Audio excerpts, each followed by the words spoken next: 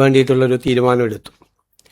കാരണം വിവിധ വകുപ്പുകളുടെ തമ്മിലുള്ള ഏകോപനം, ഫയലുകളുടെ പൊസിഷൻ, ഇതെല്ലാം വലിയ അനിശ്ചിതത്വത്തിൽ കിടക്കുകയും ഫയലുകളുടെ മൂവ്മെൻറ്റ്സ് വളരെ സ്ലോയിലായും ചെയ്യുന്നതുകൊണ്ട് പല തീരുമാനങ്ങളും പലപ്പോഴും എടുക്കാൻ പറ്റുന്നില്ല.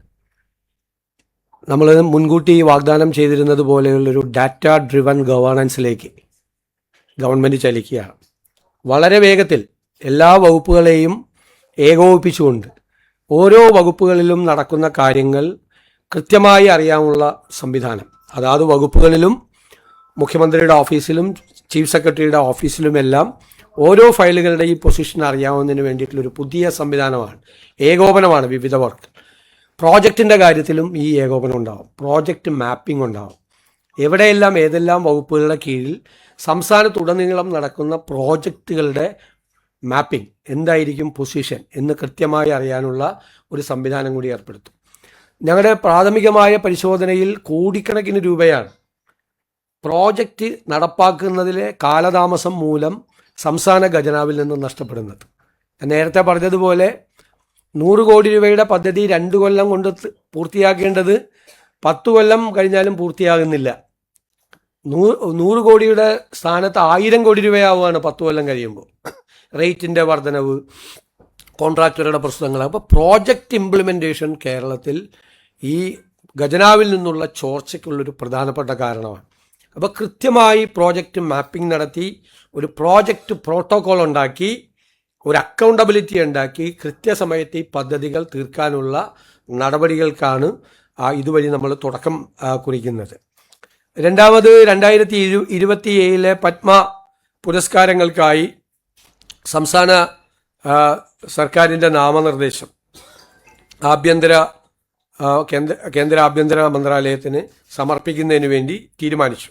സാധാരണ പേരുകൾ പുറത്തു പറയാറില്ല, ഞാനും പറയുന്നില്ല.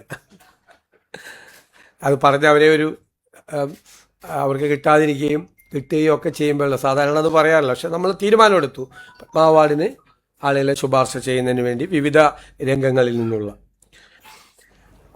പോലീസ് വാഹനമിടിച്ച് മരണമടഞ്ഞ സ്കൂൾ വിദ്യാർത്ഥിയായ ജിനിരാജിൻ്റെ കുടുംബത്തിന് ധനസഹായം അനുവദിക്കുന്നതിന് വേണ്ടി കൂടി സർക്കാർ തീരുമാനം എടുത്തിട്ടുണ്ട്. ഇതെല്ലാമാണ് പ്രധാനപ്പെട്ട കാര്യങ്ങൾ. മറ്റൊന്ന്, ഹൈസ്പീഡ് റെയിലുമായി ബന്ധപ്പെട്ട് ഡൽഹി മെട്രോ റെയിൽ കോർപ്പറേഷൻ തയ്യാറാക്കിയ ഒരു റിപ്പോർട്ട്, ഇടക്കാല റിപ്പോർട്ട് ഞങ്ങൾക്ക് സമർപ്പിച്ചിരുന്നു. അത് പരിശോധിക്കുന്നതിന് വേണ്ടിയിട്ട് ഒരു വിദഗ്ധ സമിതിയെ ചുമതലപ്പെടുത്തിയിരുന്നു. അതൊരു ധനകാര്യ വിദഗ്ധൻ, റെയിൽവേ വിദഗ്ധൻ, പാരിസ്ഥിതികമായി ബന്ധപ്പെട്ട് പ്രവർത്തിക്കുന്ന ആൾ, അങ്ങനെ 3 പേരാണ്. അത് ട്രാൻസ്പോർട്ട് സെക്രട്ടറിയും എൻ്റെ ഓഫീസിലെ OST ഉൾപ്പെടെയുള്ളൊരു ടീമാണ് അത് ചെയ്തത്. അവരത് പരിശോധിച്ച് ഉള്ള റിപ്പോർട്ട് ഇന്ന് സമർപ്പിച്ചിട്ടുണ്ട്. അതിൽ ഇതൊരു പൂർണ്ണമായ റിപ്പോർട്ടല്ല എന്നൊരു വിലയിരുത്തലിലാണ് അവർ എത്തിച്ചേർന്നിരിക്കുന്നത്. ഒന്ന്, കേരളത്തിൻ്റെ പരിമിതമായ സാമ്പത്തിക വിഭവശേഷി കാരണവും കൃത്യമായ സ്കോപ്പ്, സാധ്യതകൾ, യാത്രക്കാരുടെ എണ്ണം എന്നിവ തിട്ടപ്പെടുത്തുന്നതിനും യാതൊരു തരത്തിലുള്ള പാരിസ്ഥിതിക സാമൂഹ്യ പഠനവും നടത്താത്തതിനാലും ഈ രൂപത്തിൽ പദ്ധതി ഏറ്റെടുക്കാൻ സാധിക്കില്ല. എന്നാൽ ചില തുടർ നടപടികൾ കമ്മിറ്റി ശുപാർശ ചെയ്യുന്നുണ്ട്. അതായത് ആദ്യഘട്ടത്തിലെ സ്ഥല പരിശോധനകൾ, ഭൂമി ഏറ്റെടുക്കൽ സംബന്ധിച്ച വിജ്ഞാപനങ്ങൾ അല്ലെങ്കിൽ ഭൂതല നിർമ്മാണവുമായി ബന്ധപ്പെട്ട യാതൊരു പ്രാരംഭ നടപടികളും ഇപ്പോൾ ആരംഭിക്കരുത് എന്നാണ് കമ്മിറ്റി ശുപാർശ ചെയ്തിരിക്കുന്നത്. കാരണം ഇതിൻ്റെ ഒരു കൃത്യമായ ഒരു എക്കണോമിക് മോഡൽ, ഇതിൽ എത്ര യാത്രക്കാർ യാത്ര ചെയ്യാനുള്ള സാധ്യതയുണ്ട്, പിന്നെ പാരിസ്ഥിതിക പഠനം, ഇതൊന്നും നടത്താതെ, അതാണ് നമുക്ക് കേരളയിൽ പറ്റിയ ഒരു അപകടം ഇതിൻ്റെ അകത്ത് ആവർത്തിക്കരുത് എന്നാണ് ശുപാർശ. കേരളയിൽ പറ്റിയത് ഈ പാരിസ്ഥിതിക പഠനവും മറ്റു കാര്യങ്ങളും നടത്തുന്നതിന് മുമ്പ് തന്നെ ഭൂമി ഏറ്റെടുക്കാനുള്ള നടപടികളുമായിട്ട് മുന്നോട്ട് പോയി. അപ്പോൾ അത് ചെയ്യാനുള്ള ഒരു കാരണവശാലും ചെയ്യരുത്. പിന്നെ സംസ്ഥാന സർക്കാർ സ്വതന്ത്രമായി 3-4 കാര്യങ്ങളിൽ സ്വതന്ത്രമായി പഠനം നടത്തണം. ഒന്ന്, ചരക്ക് ഗതാഗത സാധ്യതകൾ. ഇതിപ്പോൾ പാസഞ്ചേഴ്സിന് ട്രാവൽ ചെയ്യാൻ വേണ്ടിയിട്ടുള്ളതാണ് ഈ ട്രാക്ക് ഇപ്പോൾ പ്രപ്പോസ് ചെയ്തിരിക്കുന്നത്. നമ്മൾ തുറമുഖാധിഷ്ഠിത വികസനത്തെക്കുറിച്ചും വിമാനത്താവള അധിഷ്ഠിത വികസനത്തെക്കുറിച്ചും ഒക്കെ പറയുമ്പോൾ ഈ ലോജിസ്റ്റിക്സ് മൂവ്മെൻ്റ് ഇല്ല ഇതിൻ്റെ അകത്ത്. അപ്പോൾ ആ ലോജിസ്റ്റിക്സ് മൂവ്മെൻ്റ് ഇല്ലാതെ പാസഞ്ചേഴ്സ് ട്രെയിൻ കൊണ്ട് മാത്രം ഇത് നമുക്ക് വരുമാനവും നമ്മൾ ചിലവാക്കുന്ന പണം അത് തിരിച്ചടയ്ക്കാനും ഒക്കെയുള്ളൊരു പ്രശ്നത്തിലേക്ക് നമ്മൾ പോകും എന്നുള്ളതൊരു പ്രശ്നമാണ് അവർ തന്നിരിക്കുന്നത്. ബദൽ മാർഗങ്ങൾ എന്താണ് എന്നത് വിശകലനം നടത്തണം. ഭൂമിയുടെ ലഭ്യത, അപ്പോൾ അതിനെക്കുറിച്ചുള്ള കൃത്യമായ കണക്കുകൾ ഈ റിപ്പോർട്ടിലില്ല. നിലവിലുള്ളതും ഭാവിയിൽ വികസിക്കപ്പെടുന്നതുമായ മെട്രോ, തുറമുഖ, ഉൾനാടൻ ജലഗതാഗത സംവിധാനങ്ങളുമായിട്ടുള്ള സംയോജനം, ഇത്തരം കാര്യങ്ങൾ പഠിക്കണം എന്നാണ് പറഞ്ഞിരിക്കുന്നത്. ഈ പഠനങ്ങൾ യഥാർത്ഥ ആവശ്യകതയും പദ്ധതിയുടെ വിശാലമായ ബഹുമുഖ സാമ്പത്തിക പ്രാധാന്യവും തെളിയിച്ചാൽ മാത്രമാണ് DPR തയ്യാറാക്കുന്ന അടുത്ത ഘട്ടത്തിലേക്ക് കടക്കാൻ പാടുള്ളൂ എന്നാണ് കമ്മിറ്റിയുടെ ഏകകണ്ഠമായിട്ടുള്ള റിപ്പോർട്ട്. ആ റിപ്പോർട്ട് വിശദമായി പഠിച്ചതിന് ശേഷം ഗവൺമെൻറ് അതിനുള്ള നടപടികൾ കൈക്കൊള്ളും.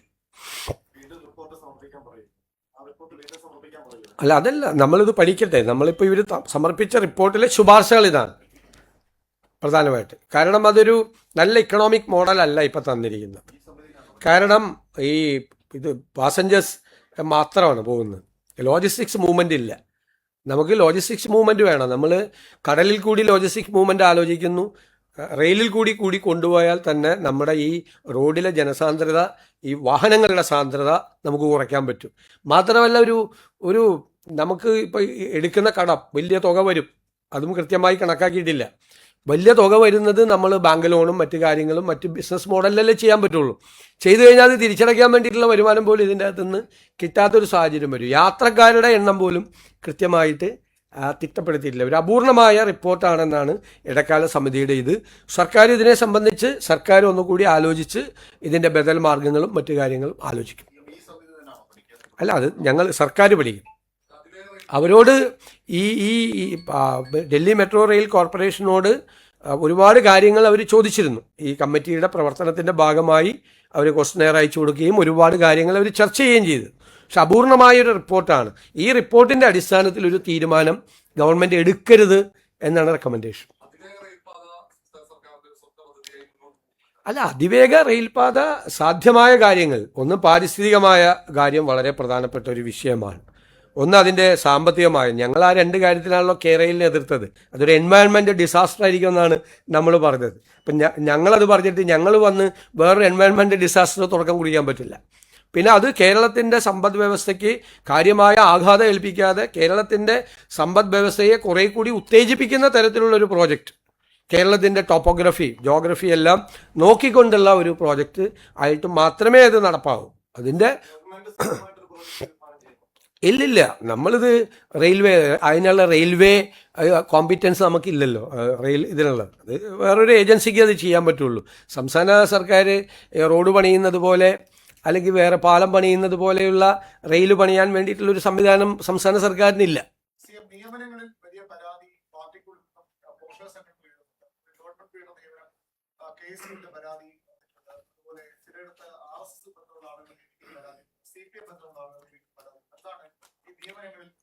അല്ല, ഗവൺമെൻറ് പ്ലീഡർമാരുടെ നിയമനവുമായി ബന്ധപ്പെട്ട് 2 ഗവൺമെൻറ് പ്ലീഡർമാരെ നിയമിച്ചപ്പോൾ വന്ന ആരോപണം, ഒന്നൊരാൾ കോളേജിൽ പഠിക്കുമ്പോൾ SFI ആയിരുന്നു, മറ്റൊരാൾ കോളേജിൽ പഠിക്കുമ്പോൾ ABVP ആയിരുന്നു എന്നുള്ള ആരോപണം. നിങ്ങൾ പല മാധ്യമങ്ങളും അത് കൊടുത്തത് ഇന്ത്യൻ ലോയേഴ്സ് കോൺഗ്രസ്സിലെ അഭിഭാഷക വിഭാഗം ഈ പരാതി പറയുന്നു എന്നാണ്. അല്ല, അവരാണ് പരാതിപ്പെട്ടത് എന്നാണ് എല്ലാ മാധ്യമങ്ങളിലും വാർത്ത വന്നത്. എന്നോടാരും പരാതി പറഞ്ഞിട്ടില്ല. എന്നോടാരും പരാതി പറഞ്ഞിട്ടില്ല. ഇവർ പരാതിപ്പെട്ടു എന്നും പറഞ്ഞു വ്യാപകമായ വാർത്ത വന്നു. അപ്പോൾ എൻ്റെ കയ്യിലുള്ളത് ഇന്ത്യൻ ലോയേഴ്സ് കോൺഗ്രസിൻ്റെ സംസ്ഥാന കമ്മിറ്റി സമർപ്പിച്ച റിപ്പോർട്ടാണ്, ഈ റെക്കമെൻഡേഷനാണ്. ആ റെക്കമെൻഡേഷനിൽ ഈ വിവാദപ്പെട്ട 2 പേരുടെയും പേര് അവർ റെക്കമെൻഡ് ചെയ്ത 2 പേരെ ആക്കണമെന്ന് പറയും. ഇതാണ് എൻ്റെ ലിസ്റ്റ്.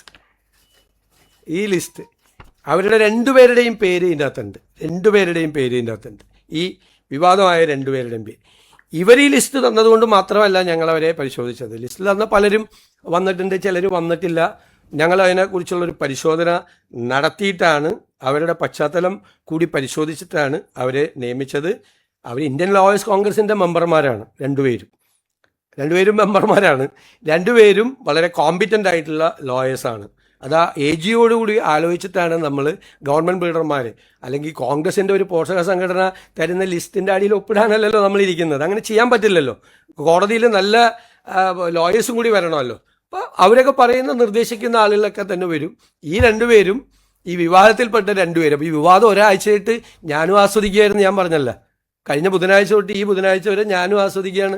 ഈ രണ്ടുപേര് ഇന്ത്യൻ ലോയേഴ്സ് കോൺഗ്രസിൻ്റെ സ്റ്റേറ്റ് കമ്മിറ്റിയും ഹൈക്കോടതി യൂണിറ്റ് കമ്മിറ്റിയും രണ്ടുപേരും ഈ രണ്ടുപേരുടെ പേര് ശുപാർശ ചെയ്തിട്ടുണ്ട്. രണ്ടുപേരും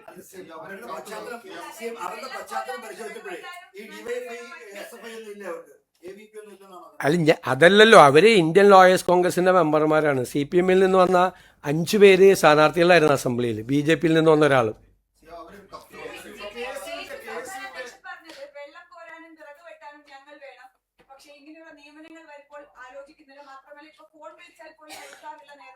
അതൊന്നും എനിക്കറിയില്ല.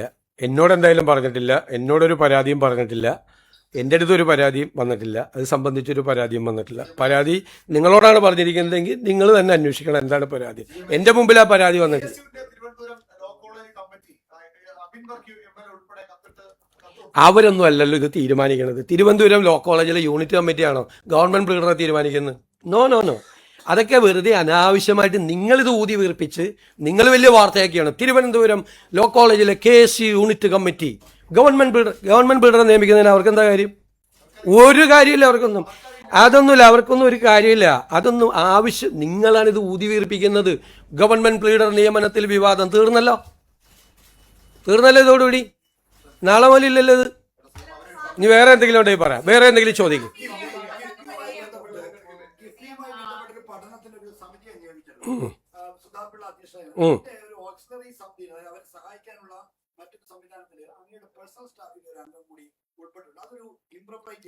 എന്താ ഇപ്പൊ കുഴപ്പം?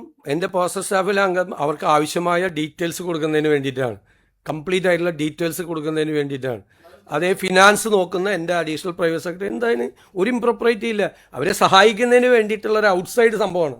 അവരെ സഹായിക്കുന്നതിന് വേണ്ടി ഞങ്ങൾ ഒരുപാട് സംവിധാനം ഫിനാൻസിൽ തന്നെ ഉണ്ടാക്കിയിട്ടുണ്ട്. കാരണം ഫിനാൻസുമായി ബന്ധപ്പെട്ടിട്ടാണ് ഒരുപാട് ഡേറ്റാസ് കൊടുക്കേണ്ടി വരും. ആ ഡേറ്റാസ് കൊടുക്കാൻ വേണ്ടിയിട്ട് കമ്മിറ്റിയുടെ പുറത്ത് നിന്ന്, കമ്മിറ്റിയിൽ അംഗമല്ല, കമ്മിറ്റിയുടെ പുറത്ത് നിന്നുള്ള ഒരു സപ്പോർട്ടിങ് സിസ്റ്റമാണ്. ഏത് കമ്മിറ്റി നമ്മൾ വന്നാൽ ഇത് കാരണം ഒരുപാട് ഡേറ്റാസ് ഉള്ള കമ്മിറ്റിയാണ്. ആ ഡേറ്റാസിനെ സപ്പോർട്ട് ചെയ്യാൻ വേണ്ടിയിട്ടുള്ള ഒരുപാട് കമ്മിറ്റി ആളുകളെ നമ്മൾ ഔട്ട്സൈഡ് വെക്കേണ്ടി വരും അവർക്ക് സപ്പോർട്ട് ചെയ്യാൻ വേണ്ടിയിട്ട്. അതെല്ലാം പ്രോപ്പറാണ്.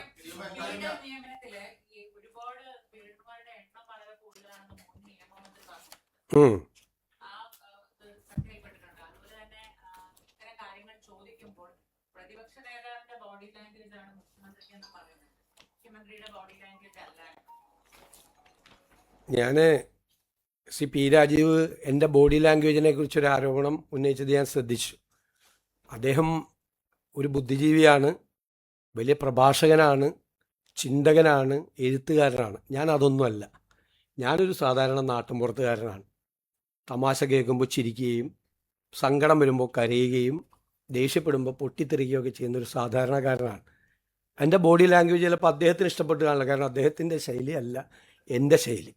പിന്നെ അദ്ദേഹം പറഞ്ഞ കാര്യം, അതായത് ഗവൺമെൻറ് ലീഡർമാരുടെ എണ്ണം കൂട്ടിയെന്നാണ്. 17/7/2017 ഒന്നാം പിണറായി സർക്കാർ 5 സ്പെഷ്യൽ GP-മാരെയും 5 GP-മാരെയും നിയമിച്ചു. അന്ന് AK ബാലനാണ് നിയമമന്ത്രി, കൂടുതലായി നിയമിച്ചു. ഇനി ഈ ആക്ഷേപം ഉന്നയിച്ച ഈ മന്ത്രി നിയമമന്ത്രിയായിട്ടിരിക്കുമ്പോൾ 3 സ്പെഷ്യൽ GP-മാരെയും 3 GP-മാരെയും നിയമിച്ചു. 6 പേരെ. അപ്പോൾ എത്ര പേരായി? 5 × 5 = 10 × 6 = 16 പേരെ പിണറായി വിജയൻ്റെ കാലത്ത് നിയമിച്ചിട്ടുണ്ട്. ഈ ആരോപണം ഉന്നയിച്ച ഇതേ നിയമമന്ത്രി നിലവിലുള്ള GP-മാരുടെ എണ്ണം കഴിഞ്ഞ വർഷം വർദ്ധിപ്പിച്ചിട്ടുണ്ട്. എന്നിട്ട് ഒരു കൊല്ലം കഴിയുന്നതിന് മുമ്പ് പുതിയ ഗവൺമെൻറ് GP-മാരുടെ എണ്ണം വർദ്ധിപ്പിച്ചതിനെക്കുറിച്ച് പരിഹസിക്കുന്നവരെ കുറിച്ച് ഞാൻ എന്തു പറയും? എന്താ പറയേണ്ടത്? ഇതിൻ്റെ അകത്തെ പ്രശ്നം ഞങ്ങൾക്ക് 23 പേരുടെ ഒരു നടപടിക്രമവും ഇല്ലാതെയാണ് ഇവർ ചെയ്തത്. ഞങ്ങളതല്ല, AG-യുടെ ഭാഗത്തു നിന്നും DGP-യുടെ ഭാഗത്തു നിന്നുള്ള പ്രപ്പോസൽ വന്നു. കാരണം എന്ന് വെച്ച് കഴിഞ്ഞാൽ നമ്പർ ഓഫ് കേസസ് കൂടുകയാണ്. കേരളത്തിലെ ഹൈക്കോടതിയിലെ പെറ്റീഷൻസ് 37,000 പെറ്റീഷൻസാണ് അവിടെ എണ്ണം വർദ്ധിച്ച് മറ്റ് ഹൈക്കോടതികളിലേക്കാൾ എണ്ണം കൂടുകയാണ്. കോടതി മുറികളുടെ എണ്ണവും കൂടിയിട്ടുണ്ട്. അപ്പോൾ അത് മാനേജ് ചെയ്യാൻ പറ്റാതായപ്പോഴാണ് 23 പേരുടെ എണ്ണം കൂട്ടണം എന്ന് പറഞ്ഞൊരു പ്രൊപ്പോസൽ വന്നു. നമ്മളത് 23 സാമ്പത്തിക ബുദ്ധിമുട്ടും കാര്യങ്ങൾ കാരണം അത് 12 പേരാക്കി ചുരുക്കിയിട്ടാണ് നമ്മൾ അത് കൊടുത്തത്. ഇതെല്ലാം ചെയ്തു വെച്ചിട്ട് നേരത്തെ ചെയ്ത ആളുകൾ ഇപ്പോൾ വന്ന് നമ്മൾ ചെയ്യുമ്പോൾ നമ്മളെ വിമർശിക്കുന്നത്, ഇവരുടെയൊക്കെ വിമർശനത്തിൻ്റെ അടിത്തറ എന്താണ്?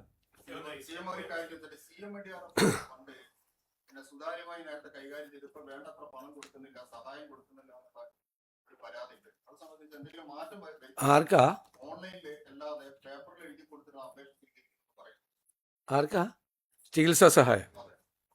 അതൊക്കെ ആ മുഖ്യമന്ത്രിയുടെ ദുരിതാശ്വാസ നിധിയിൽ നിന്ന് മുഖ്യമന്ത്രിക്ക് കൊടുക്കാനുള്ള അധികാരമുണ്ട്.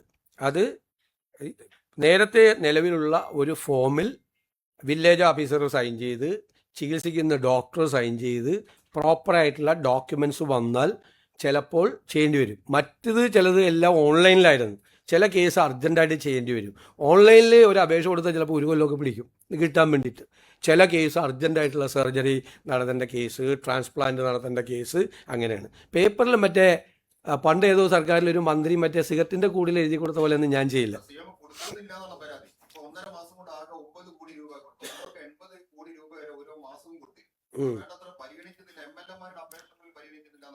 അത് തെറ്റായ അപേക്ഷ.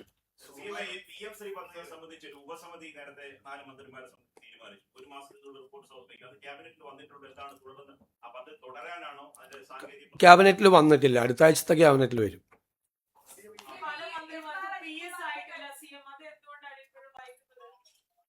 അതല്ല, മിക്കവാറും സ്റ്റാഫ് എല്ലാം ആയി, വല്ല 1-2 സ്ഥലത്തൊക്കെ ആയിരിക്കുള്ളൂ. അത് പരിശോധിച്ച് ചെയ്യും. അത് പരിശോധിച്ച് ചെയ്യും.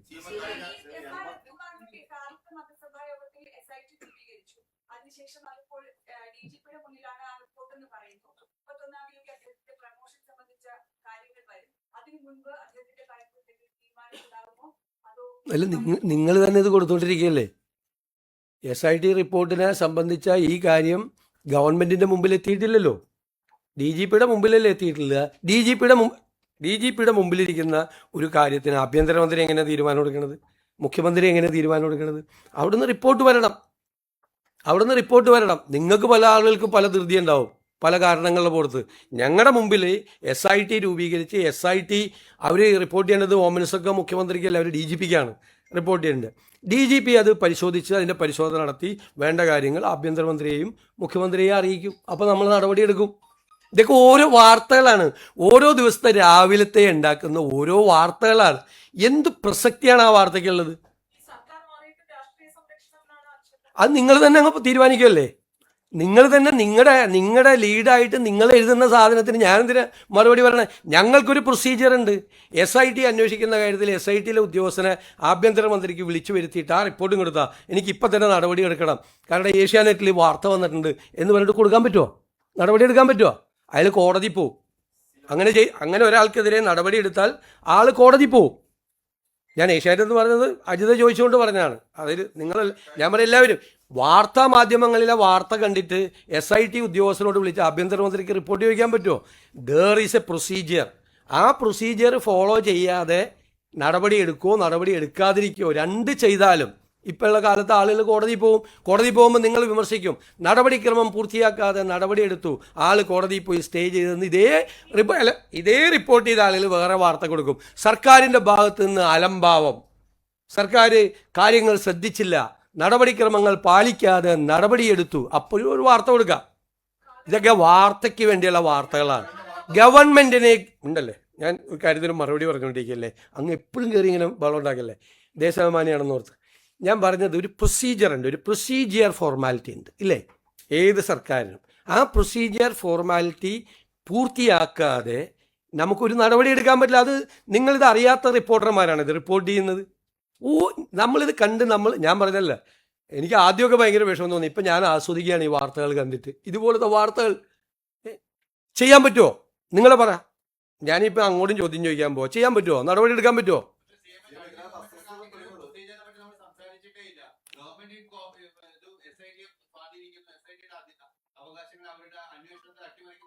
ആ SIT അല്ലല്ലോ ഇത്, അത് ഹൈക്കോടതി വെച്ച SIT അല്ലേ. അത് ഇതും തമ്മിൽ വല്ല ബന്ധമുണ്ടോ ഈ ചോദ്യത്തിന്? അത് ഹൈക്കോടതി വെച്ച SIT ആണ്. ഇത് ഗവൺമെന്റ് ക്യാബിനറ്റ് യോഗം ചേർന്ന് തീരുമാനിച്ച് നടപടിയെടുത്ത് അവിടെ വച്ചിരിക്കുന്നതാണ്. അതിന്റെ റിപ്പോർട്ട് കിട്ടട്ടെ. അങ്ങ് പറഞ്ഞ ചോദ്യവും ഈ സംഭവമായിട്ട് വല്ല ബന്ധമുണ്ടോ? അല്ല, അങ്ങ് പറഞ്ഞ കാര്യവും ഈ സംഭവം അല്ല പ്ലീസ് ഞാൻ പറയട്ടെ, വല്ല ബന്ധമുണ്ടാ? വേറെ വല്ല ചോദിക്കും.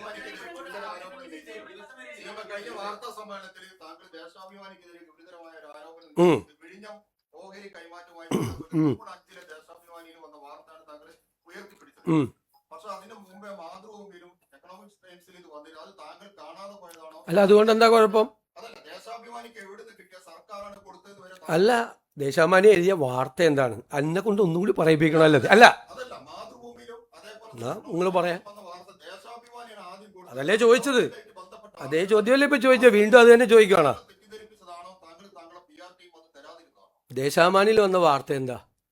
MSc വരുന്നു വിദേശ നിക്ഷേപവുമായി. LDF സർക്കാരിന്റെ ദീർഘവീക്ഷണം.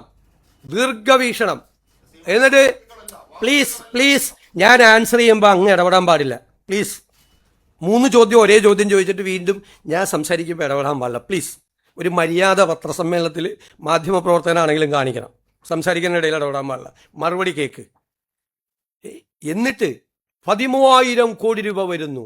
ഈ MScയുടെ നിക്ഷേപം പിണറായി സർക്കാരിൻ്റെ ദീർഘവീക്ഷണം എന്ന് വാർത്ത കൊടുത്തിട്ട് അതേ പിണറായി വിജയൻ വന്ന് ഞാനുമായിട്ട് ഗൂഢാലോചന നടത്തിയിട്ടാണ് MSc വരുന്നതെന്ന് പറഞ്ഞപ്പോൾ പറഞ്ഞാണ്. ഇനിയില്ല.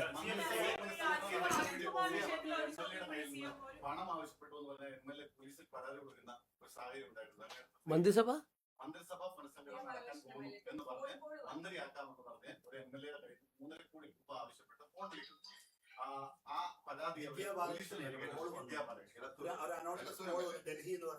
എനിക്കറിയില്ല.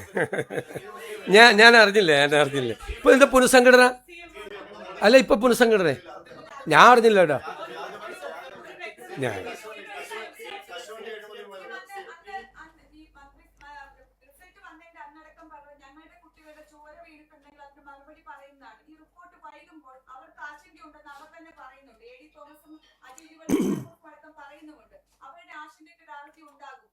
ഏത് റിപ്പോർട്ട് എവിടെ വൈകിയെന്നാണ് നിങ്ങൾ തീരുമാനിച്ച പോരാ ഇത്?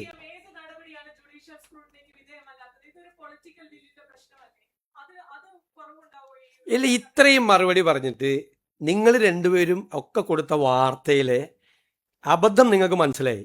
അല്ലല്ല, അബദ്ധമാണ് നിങ്ങൾ കൊടുത്ത വാർത്ത. പറഞ്ഞല്ലോ, എക്സ്പ്ലെയിൻ ചെയ്തല്ലോ.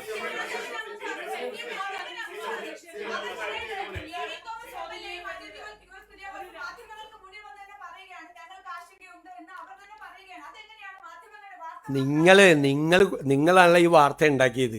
അജിത് കുമാറിനെ രക്ഷിക്കാനുള്ള ശ്രമം നടത്തുന്നു എന്നും പറഞ്ഞല്ല. നിങ്ങൾ വാർത്ത കൊടുത്തു. നിങ്ങളിപ്പോൾ അത് വഴിയിലായി. ആ ആഭ്യന്തരമന്ത്രി വളരെ ഭംഗിയായിട്ട് അത് വിശദീകരിച്ചു. നടപടിക്രമങ്ങൾ നിങ്ങളല്ല നടപടിയെടുക്കേണ്ടത്, മാധ്യമങ്ങളല്ല നടപടിയെടുക്കേണ്ടത്, ഗവൺമെൻറ്റാണ്. ഗവൺമെൻറ് അതിനൊരു പ്രൊസീജിയർ ഉണ്ട്. ആ പ്രൊസീജിയർ കംപ്ലീറ്റ് ആയിട്ട് ഫില്ല് ചെയ്ത് ഞങ്ങൾ ചെയ്യുള്ളൂ. മനസ്സിലായില്ലേ? അത് നടപടി എടുക്കുമ്പോൾ നിങ്ങളെ അറിയിക്കും. അതാണ് അത്. അപ്പം അറിഞ്ഞാൽ മതി നിങ്ങൾ എന്താ ചെയ്യാൻ പോണേന്ന്. നിക്ക് എല്ലാവരും ചോദിക്കില്ല. നിങ്ങളപ്പം അറിഞ്ഞാൽ മതി, ഞങ്ങൾ പറയും. നിങ്ങളപ്പം അറിഞ്ഞാൽ മതി എന്താണ് ഇതിൻ്റെ നടപടിക്രമമെന്നും ഞങ്ങൾ എന്താ ചെയ്യാൻ പോണേന്നും തീരുമാനം എടുത്തിട്ട് നിങ്ങളെ അറിയിക്കും. അപ്പം നിങ്ങൾ അറിഞ്ഞാൽ മതി.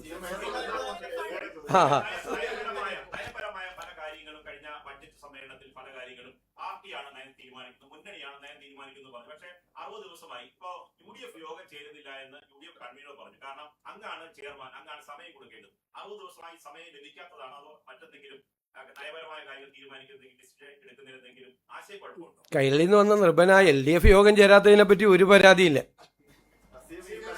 UDF ഞങ്ങൾ കുറേ ആദ്യം നടപടി ഞങ്ങൾ തീരുമാനിച്ചോളാം. ഞങ്ങളുടെ പൊളിറ്റിക്കലായിട്ടുള്ള കാര്യമാണ്. UDF എപ്പോൾ യോഗം തീരുമാനിക്കും?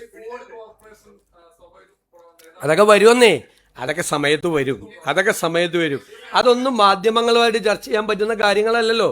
അതൊക്കെ സംഘടനാപരമായ കാര്യങ്ങൾ മുന്നണിയും പാർട്ടിയൊക്കെ എടുക്കേണ്ട തീരുമാനങ്ങളാണ്. അതെല്ലാം മനസ്സിലായി.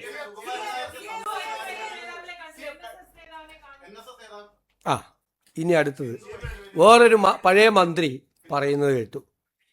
ഞാൻ ഹിന്ദു കയറി ഇറങ്ങിയാണ് BJP നേതാക്കൾ മുഖ്യമന്ത്രിയുടെ ഓഫീസ്.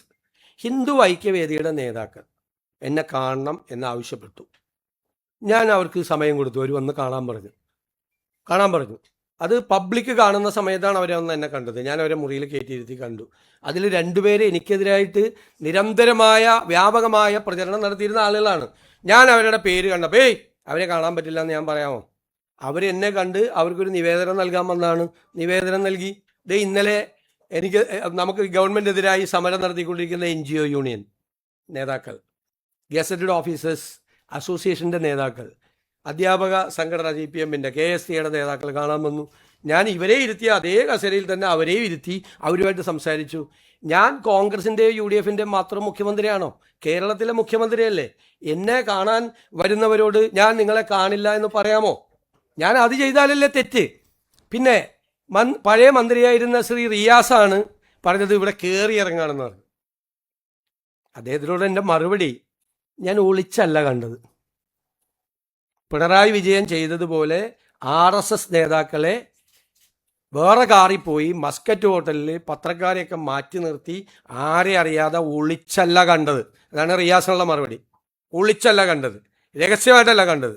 ഇവിടെ നൂറുകണക്കിന് ജനങ്ങൾ കാണാൻ വേണ്ടി വരുന്ന കൂട്ടത്തിൽ അവർ നേരത്തെ പറഞ്ഞു, അവർ വന്ന നിവേദനം അവർ തന്നു, അവരുമായി സംസാരിച്ചു.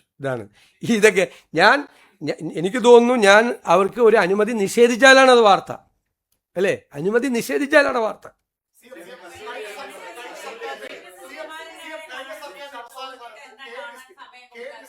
എക്സിക്യൂട്ടീവ് ഡയറക്ടർ നിയമനങ്ങൾ വഴിവിട്ട നിയമനം നടന്നിട്ടുണ്ട്. അവസാന കാലത്ത് 2.5 ലക്ഷം രൂപ ശമ്പളത്തിൽ 3 പേരെ നിയമിച്ചിട്ടുണ്ട്. അത് CM-ന് പരാതിയെ വന്നിട്ടുണ്ട്. അതൊക്കെ പരിശോധിക്കാം നമുക്ക്.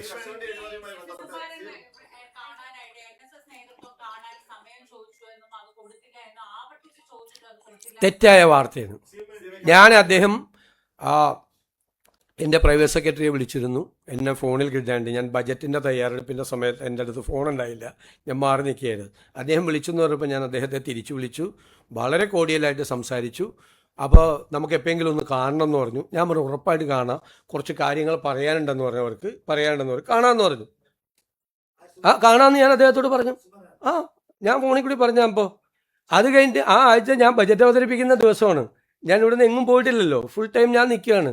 പക്ഷെ ബജറ്റ് അവതരിപ്പിക്കുന്നതിന് മുമ്പ് തന്നെയാണെന്ന് തോന്നുന്നു. 2 ദിവസം കഴിഞ്ഞപ്പോൾ ഇങ്ങനെ നിങ്ങൾ വാർത്ത, എനിക്കറിയില്ല അദ്ദേഹം പറഞ്ഞാണോ പറഞ്ഞില്ല എന്നറിയില്ല, ഒരു യോഗത്തിൽ ഞാനിങ്ങനെ ഇത് കൊടുത്തില്ല എന്നും പറഞ്ഞു. അദ്ദേഹം പറഞ്ഞായിട്ട് ഞാൻ കണ്ടില്ല, വാർത്ത വരുന്നത് ഞാൻ കണ്ടു. ഞാൻ അദ്ദേഹത്തോട് പറഞ്ഞു, ഞാനിപ്പോൾ ഇത് നിങ്ങൾ കേട്ടോ, തുഷാർ വെള്ളാപ്പള്ളി അദ്ദേഹം എന്നെ കാണണമെന്ന് പറഞ്ഞു.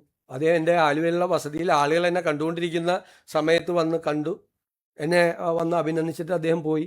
അതിനും വന്ന് ആരോപണം. അതിനെന്താ, ഞാൻ തുഷാർ വെള്ളാപ്പള്ളി വരുമ്പോൾ തുഷാർ വെള്ളാപ്പള്ളി വരാൻ പാടില്ല എന്ന് പറയാമോ? ഞാൻ പറയാൻ പാടില്ലല്ലോ. ആര് വന്ന രാജീവ് ചന്ദ്രശേഖർ അദ്ദേഹം എന്നെ വന്ന് മുഖ്യമന്ത്രിയുടെ ഓഫീസിൽ വന്ന്, അദ്ദേഹം MLA കൂടിയല്ലേ, അദ്ദേഹത്തിൻ്റെ നിയോജകമണ്ഡലത്തിലെ കുറേ കാര്യങ്ങൾ എൻ്റെ അടുത്ത് കൊണ്ടു തന്നു. ഇവരൊക്കെയായിട്ട് നമ്മൾ കാണണ്ടേ? ജനപ്രതിനിധികളായിട്ടും രാഷ്ട്രീയ നേതാക്കളായിട്ടും സംഘടനയുടെ ആളുകളായിട്ടും എത്രയോ സാമുദായിക സംഘടനകളാണ് വരുന്നത്, എത്രയോ ബിഷപ്പ്മാരാണ് ഇവിടെ വരുന്നത്. സമസ്തയുടെ നേതാക്കന്മാർ കഴിഞ്ഞ ദിവസം വന്നു കണ്ടിരുന്നു. അവർക്കൊക്കെ അവരുടേതായ മേഖലകളിലെ പ്രശ്നങ്ങൾ, അവരുടെ സാമൂഹ്യ പ്രശ്നങ്ങൾ, സ്ഥാപനങ്ങളുടെ പ്രശ്നങ്ങൾ, ഇതൊക്കെ നമ്മളോട് പറയാനുണ്ടാവും. അതുണ്ടാവും സ്വാഭാവികമായിട്ട്. അതിനെന്താ,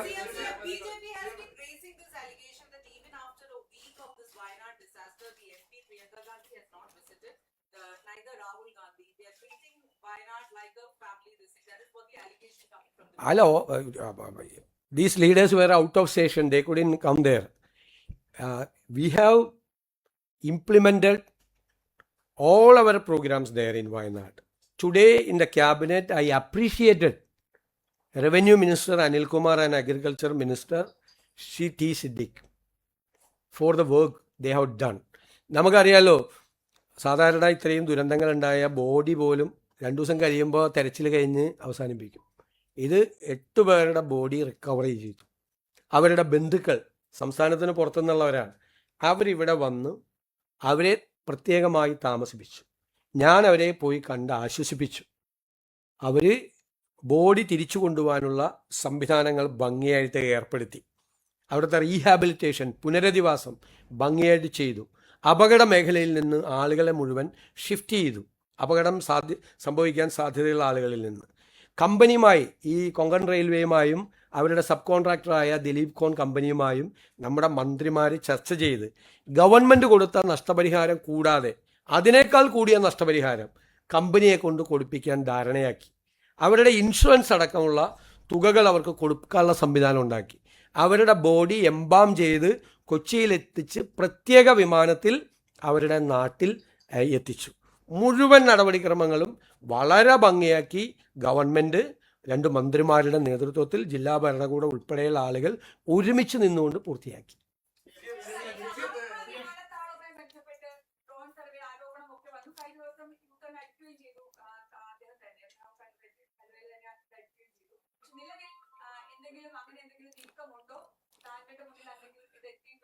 ആറന്മുള വിമാനത്താവളത്തെക്കുറിച്ച് സർക്കാർ ആലോചിച്ചിട്ട് പോലുമില്ല.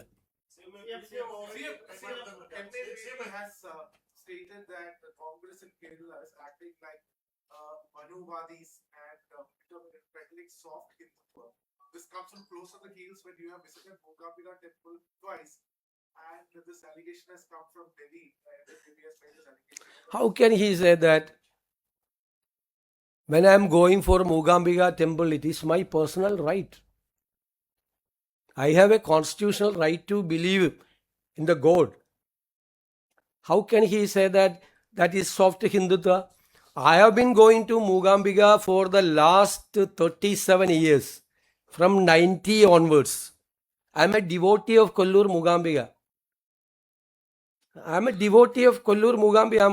I am very happy to say that. For the last 37 years, I have been visiting there for darshan. ഞാൻ മുഖ്യമന്ത്രി ആയിക്കൊണ്ട് പോകായിരുന്ന മോശമല്ലേ? ഇവരെ ഏത് ലോകത്തേക്കാണ് പോകണ? ക്ഷേത്രങ്ങളിൽ പോകുന്നത്, ആരാധിക്കാൻ പോകുന്ന എല്ലാവരെയും അപമാനിക്കുമല്ലേ? അങ്ങനെയാണെങ്കിൽ അദ്ദേഹം അങ്ങനെ പറഞ്ഞിട്ടുണ്ടെങ്കിൽ അദ്ദേഹം ചെയ്തത് ആണോ? നിങ്ങളെല്ലാവരും പോകുന്നവരല്ലേ? ഇത് ഇവിടെ ഇരിക്കുന്നവരിൽ ഭൂരിഭാഗം ഞായറാഴ്ച പള്ളിയിൽ പോകുന്നവരും ക്ഷേത്രങ്ങളിൽ പോകുന്ന ആളുകളും വെള്ളിയാഴ്ച ജുമാ നമസ്കാരത്തിന് പോകുന്ന ആളുകളും അല്ലേ? അത് പോകാൻ പാടില്ലേ? അതൊക്കെ ഞാൻ മുഖ്യമന്ത്രി ആയതുകൊണ്ട് ഞാൻ ആളുകളെ ഇനിയില്ല, ഞാൻ ഒരിടത്തും പോവില്ല എന്ന് പറയാമോ?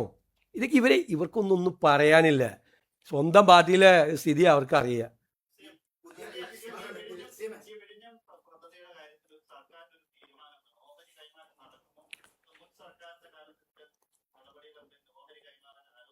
നമ്മൾ എംപവേർഡ് കമ്മിറ്റി വെച്ചിരിക്കുകയാണ്. നടപടിക്രമം അനുസരിച്ച് ഒരു എംപവേർഡ് കമ്മിറ്റി വെച്ചിരിക്കുകയാണ്. സംസ്ഥാനത്തിൻ്റെ ഒരു താല്പര്യവും ഹനിക്കുന്ന ഒരു തീരുമാനവും ഈ ഗവൺമെൻറ് എടുക്കില്ല. സംസ്ഥാനത്തിൻ്റെ താല്പര്യങ്ങൾ സംരക്ഷിച്ചുകൊണ്ടുള്ള തീരുമാനമേ വരുള്ളൂ. ധൃതി പിടിക്കേണ്ട ഒരു ആവശ്യമില്ല ഈ കാര്യത്തിൽ. കാരണം ഇതിനകത്ത് 2 ആസ്പെക്റ്റ് ഉണ്ട്. ഒന്ന് സെക്യൂരിറ്റി ആസ്പെക്റ്റ് ഉണ്ട്. അത് കേന്ദ്ര ഗവൺമെൻറ്റാണ് നടപടിക്രമങ്ങൾ പൂർത്തിയാക്കി അറിയിക്കേണ്ടത്. അത് അറിഞ്ഞു കഴിഞ്ഞാൽ നമ്മുടെ തീരുമാനം നമുക്ക് എടുത്ത് ചെയ്യാം. ഇനി ഇവർ വലിയ ഡീലാണ് മറ്റാണെന്നൊക്കെ ഇങ്ങനെ പറയുവാനുള്ള നമ്മളൊന്നും ചെയ്തിട്ടില്ലല്ലോ, ഒരു തീരുമാനം എടുത്തിട്ടില്ലല്ലോ. കഴിഞ്ഞ പ്രാവശ്യം ചെയ്താൽ അറിയാമോ? ഇവർ ചെയ്ത പരിപാടി അറിയാമോ? 2019 ഇത് തീർക്കേണ്ടിയിരുന്നത്. കരാർ കൺസെഷൻ എഗ്രിമെൻ്റ് അനുസരിച്ച് തീർന്നില്ലെങ്കിൽ 2024 തീരുള്ളൂ. ഇവർ കൺസെഷൻ എഗ്രിമെൻറ്റിൽ അമെൻമെൻറ്റ് വരുത്തി. ആര്? പിണറായി സർക്കാർ 5 വർഷം കൂടി നീട്ടിക്കൊടുത്തു. 5 വർഷം നീട്ടിക്കൊടുക്കുമ്പോൾ 40 വർഷം ഇത് നടപ്പാക്കാനുള്ള അവകാശം 45 വർഷമാക്കി കൊടുക്കുകയാണ് ചെയ്തത്. 40 എന്നുള്ളത് 45ആയി. ഈ കൺസെഷൻ എഗ്രിമെൻറ്റിൽ ഒരു ക്ലോസ് ഉണ്ടായിരുന്നു. ഇവർ വൈകിയാൽ ഒരു ദിവസം ഇവർ 12 ലക്ഷം കൊടുക്കണമെന്ന്. 12 ലക്ഷം 5 കൊല്ലം വൈകിയപ്പോൾ അവർ കൊടുക്കേണ്ട സർക്കാരിന് പെനാൽറ്റി, പീനൽ പ്രൊവിഷനാണ്, കൊടുക്കേണ്ട തുക 219 കോടിയാണ്. ഒറ്റ പൈസ ഇതെല്ലാം ഒഴിവാക്കി കൊടുത്തവർ. 2 ഘട്ടമായി എല്ലാം ഒഴിവാക്കി കൊടുത്തു. അതെന്ത് ഡീലായിരുന്നത്? 219 കോടി രൂപ അദാനി പോർട്ട് ഗവൺമെൻറ്റിന് നഷ്ടപരിഹാരം ഈ പീനലായിട്ട് ഈ വൈകിയതിന് ഒരു ദിവസം 12 ലക്ഷം രൂപ വെച്ച് 5 കൊല്ലം 1825 ദിവസം ഇൻറ്റു 12 ലക്ഷം ഒന്ന് കൂട്ടിയേ കാൽക്കുലേറ്ററിൽ. 219 കോടി രൂപ. ഞാൻ കാൽക്കുലേറ്ററിൽ നോക്കിയതാണ്. 219 കോടി രൂപ അത് കൊടുക്കണമായിരുന്നു. എന്ത് പ്രളയം, കോവിഡ്? നഷ്ടപരിഹാരം കൊടുക്കണമെന്നാണ്. പ്രളയം കോവിഡ് എത്ര നാളുണ്ടായിരുന്നു? അല്ല, പ്രളയം കോവിഡ് എത്ര നാളുണ്ടായിരുന്നു? അല്ലല്ല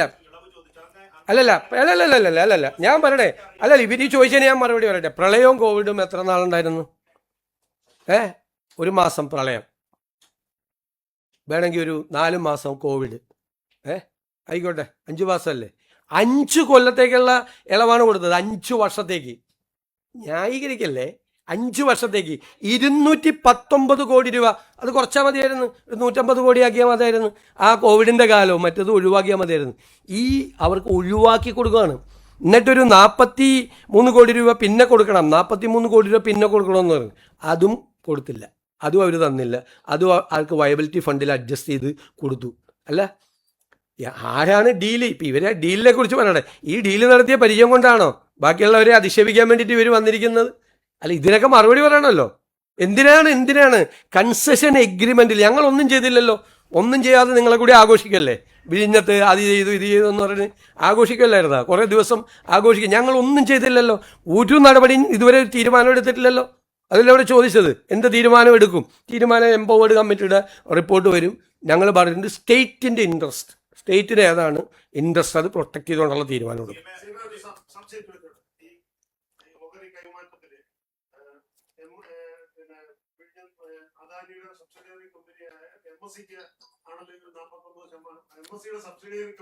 TIL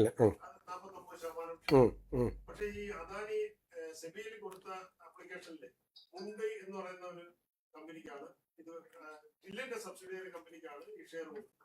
ഈ ടില്ലിന്റെ ഷെയറുകൾ ആൾറെഡി ഒരു അമേരിക്കൻ കമ്പനി 20% അവരുടെ കയ്യിലാണ്. അല്ല, അതെല്ലാം എംപവേർഡ് കമ്മിറ്റി പരിശോധിക്കുകയല്ല. എംപവേർഡ് കമ്മിറ്റി പരിശോധിക്കും.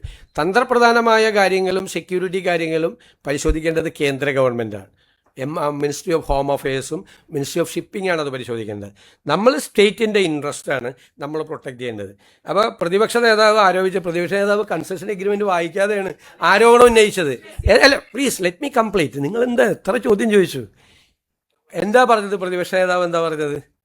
പ്രതിപക്ഷ നേതാവ് പറഞ്ഞത് ഇവിടെ കുത്തക വരും, ആരുടെ? MSCയുടെ കുത്തക വരും. അവിടെ കുത്തക വരാതിരിക്കാനുള്ള പ്രൊട്ടക്ഷൻ ആ കൺസെഷൻ എഗ്രിമെൻറ്റിലുണ്ട്, 5(8) ഉണ്ട്. ഇവിടെ കോമൺ യൂസർ ഫെസിലിറ്റി വേണം, മോണോപ്പൊളി പാടില്ല എന്നാണ്. കോമൺ യൂസർ ഫെസിലിറ്റി വേണം.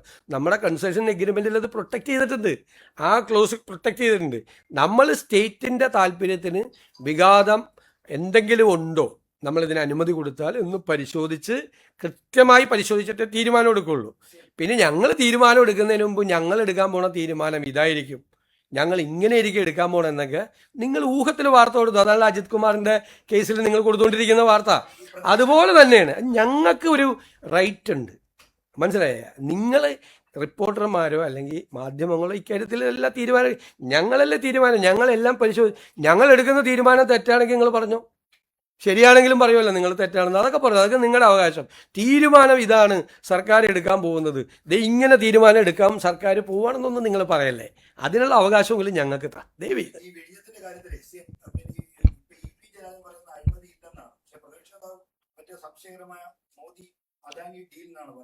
ഇല്ല. അതൊക്കെ അവർക്ക് അവരുടെ പാർട്ടിയിൽ നിന്ന് തന്നെ കൃത്യമായ മറുപടി കിട്ടുന്നുണ്ടല്ലോ. വിഴിഞ്ഞത്തെ MDയെ മാറ്റിയത് എന്തിന്? മാറ്റിയതുകൊണ്ടൊരു കുഴപ്പമില്ലെന്ന് ഏറ്റവും സീനിയർ ആയിട്ടുള്ള CPM നേതാക്കന്മാർ പറഞ്ഞില്ലേ? വിഴിഞ്ഞത്തിലെ അനാവശ്യമായ ആരോപണങ്ങൾ ഉന്നയിക്കരുത് എന്ന് സീനിയർ CPM നേതാക്കന്മാർ തന്നെ പറഞ്ഞില്ലേ? ഇപ്പം എന്താ അവസാനം പഴയ നിയമമന്ത്രി പറഞ്ഞത് ഓഹരി കൈമാറുന്നതുകൊണ്ട് കുഴപ്പമില്ലെന്ന്. പിന്നെന്താ കുഴപ്പം? ഇപ്പം മാറ്റി. പക്ഷെ അതിനൊന്നും നിങ്ങൾ U-turn എന്ന് പറഞ്ഞില്ല.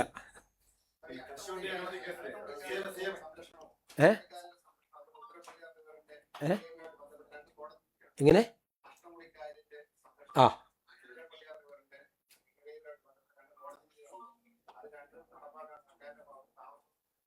നോക്കാം, നമുക്കത് പരിശോധിക്കാം. വേണ്ട,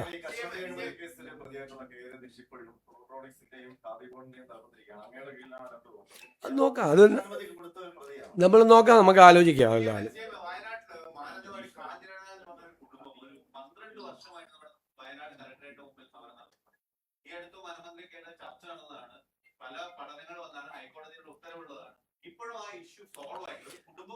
സർക്കാരിനെ കൊണ്ട് സാധ്യമായതെല്ലാം അത്തരം കാര്യങ്ങളിൽ ഉറപ്പായിട്ട് ചെയ്യും.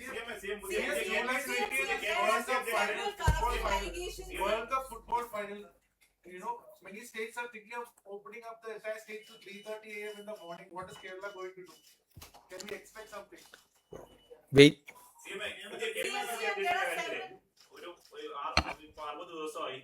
മന്ത്രിയാണ് ആരാ? സണ്ണി ജോസഫ് വൈദ്യുതി മന്ത്രിയെ വന്നല്ലോ. അപ്പൊ കെ പി സി അധ്യക്ഷൻ ഫുൾ ടൈം ഒരാൾ വേണമെന്നുള്ള കാര്യത്തിൽ ചർച്ച നടക്കുന്നു. ആ നേതാക്കളൊക്കെ വന്നു. അപ്പൊ ഉടനെ ഉണ്ടാവുക പാർട്ടി സംഘടനാപരമായ തീരുമാനമല്ലേ. ആദ്യം നിങ്ങൾ അവരോട് പറഞ്ഞു ആ പ്രതിപക്ഷ ഉപനേതാവിനെ തീരുമാനിക്കാൻ പറ. അതിൻ്റെ ഞങ്ങൾ കെ പി സി പ്രസിഡന്റിനെ തീരുമാനിക്കാം. അതൊന്നും ഞങ്ങൾ നോക്കിയിരിക്കുക ആരാ പ്രതിപക്ഷ ഉപനേതാവ് എന്ന്. അല്ലല്ല അത് ചെയ്യും.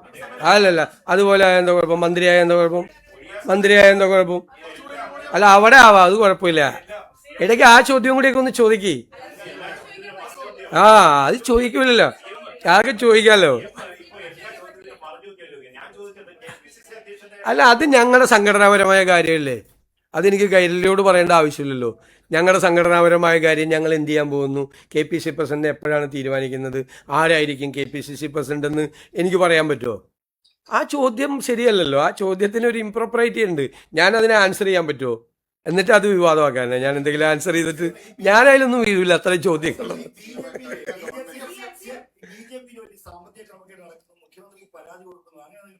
എനിക്ക് പരാതിയൊന്നും കിട്ടിയിട്ടില്ല. ഞാനും ആ വാർത്ത വായിക്കുന്നുണ്ട്.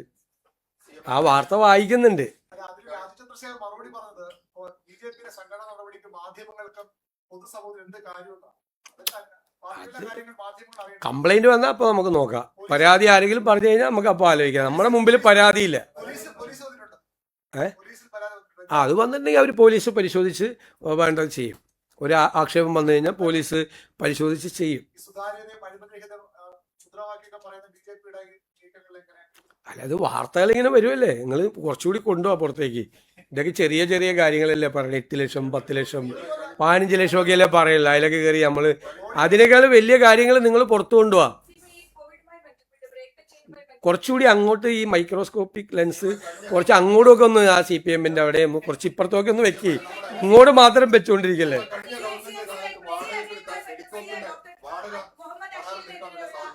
വാടക ഏത് വാടകക്കാരാ? അത് നീട്ടുവാണെങ്കിൽ അപ്പം അറിയിക്കുക. നീട്ടുവാണെങ്കിൽ അപ്പം അറിയിക്കുക. നീട്ടുവാണെങ്കിൽ അപ്പം അറിയിക്കാന്നേ. നീട്ടുവാണെങ്കിൽ അപ്പം അറിയിക്കുക. കരാർ ക്യാൻസൽ ചെയ്ത് അപ്പം അറിയിക്കുക. പോരെ? ആ അല്ല പോരെ? അല്ല അത് പോരെ? ഞാൻ പറഞ്ഞിട്ടില്ല.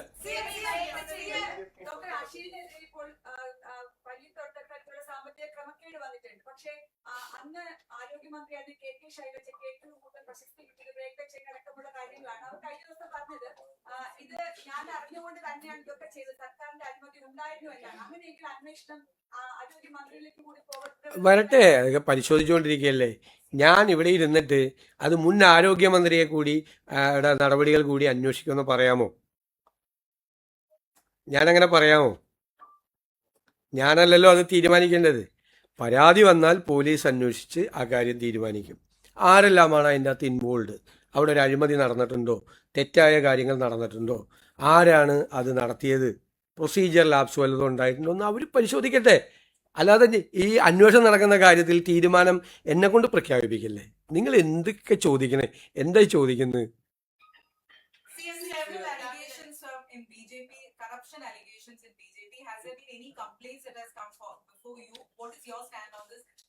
I don't know. I will examine whether the police has received some complaints or not. I will check. I don't know. BJP is talking about a corruption free, and they have been saying again and again that both the LDF and UDF is corrupt. At that time, such allegations are coming. What do you have to say on that? Let us check what is happening there. Can you also brief us the cabinet briefings in English, please?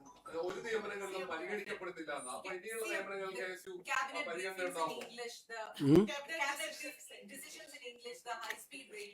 High-speed rail, the DMRL, Delhi Metro Rail Corporation, has submitted a project before the government. The government appointed a expert committee, including environment, railway and financial expert. They submitted a report before the government today. They are recommending that the report submitted by the DMRL is incomplete. There was no environment impact study. One thing. Second, there is no economic model in this project. And they have not studied about the viability and feasibility of the project. Fourth, only passenger services are included in the proposal. When the government declared a policy to develop various ports and airports, the connectivity and logistics is very important. There is no mention about the logistics in this proposal. So this is an incomplete proposal. Government themselves have to examine various factors. Before preparing a DPR, government should not go for land acquisition and freezing of the land and other proceedings. So before preparing the DPR, the government has to examine various factors, the financial viability, the environment impact, and a number of passengers, possible number of possible passengers, and the possibility for the logistics. All these factors should be examined. Then only, if the government satisfied with all these facts, then only the government can direct the DMRL for preparing a detailed project report. This is the recommendation. Okay.